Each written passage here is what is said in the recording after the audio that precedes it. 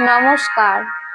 স্বামী নিরাময়ানন্দ মহারাজ রচিত শ্রী শ্রী মা শারদা থেকে।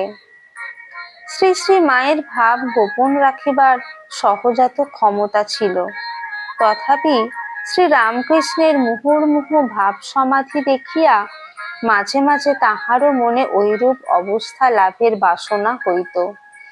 একদিন সঙ্গিনীর মুখে শ্রী রামকৃষ্ণকে ওই কথা জানাইলে তিনি গম্ভীর হইয়া যান। সঙ্গিনী আর কিছু না বলিয়া ঘরে ফিরিয়া আসিয়া দেখেন শ্রী শ্রী মা ভাবে হাসিতেছেন, কাঁদিতেছেন। সঙ্গিনী বলিলেন, তবে মা, তোমার নাকি ভাব হয় না?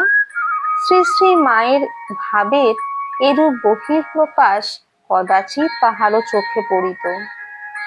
অন্য সকল ভাবকে অতিক্রম করিয়া মাতৃভাবটি তাহার জীবনের সকল কাজে ও কথায় ফুটিয়া উঠিয়াছে। সেই ভাবে আডুরা হইয়াই কখনো কখনো তিনি শ্রী রামকৃষ্ণের ইচ্ছা বা আদেশ অনুযায়ী কাজ না করিয়া নিজের ভাবানুরূপ কাজই করিয়াছেন। শ্রী রামকৃষ্ণের খাওয়ার ব্যাপার লইয়া এরূপ প্রায়ই ঘটিত। দুই একটি ভক্ত মেয়ে জ্বালা জুড়াইতে শ্রী শ্রী মায়ের কাছে আসিত। শ্রী রামকৃষ্ণের নিষেধ সত্ত্বেও মা তাহাদের ফিরাইতে পারিতেন না। সস্নেহে কথা বলিতেন। বাবুরামকে দু একখানা রুটি বেশি খাইয়ে দেওয়ায় শ্রী রামকৃষ্ণ তাহাকে বলেন, ওরা ধ্যান ধারণা তপস্যা করতে এসেছে, ওদের অত খেতে দিও না।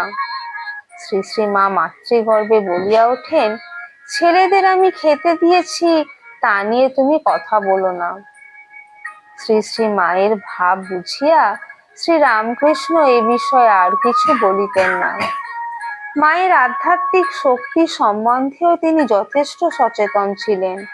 কখনো শিষ্যার মতো তাহাকে উপদেশ দিয়াছেন, কখনো তাহার নিজেরই শক্তি তাহারই উত্তর সাধিক্য জ্ঞান করিয়া তাহাকে সম্মান করিয়াছেন। আবার কখনো মনে করিতেন, যে মহাশক্তির লীলা তরঙ্গে তাহার জন্ম, জীবন ও সাধনা ভাসিয়া চলিয়াছে, শ্রী শ্রী মা সেই লীলাময়ীরই জীবন্ত জাগ্রত প্রতিমা। নমস্কার।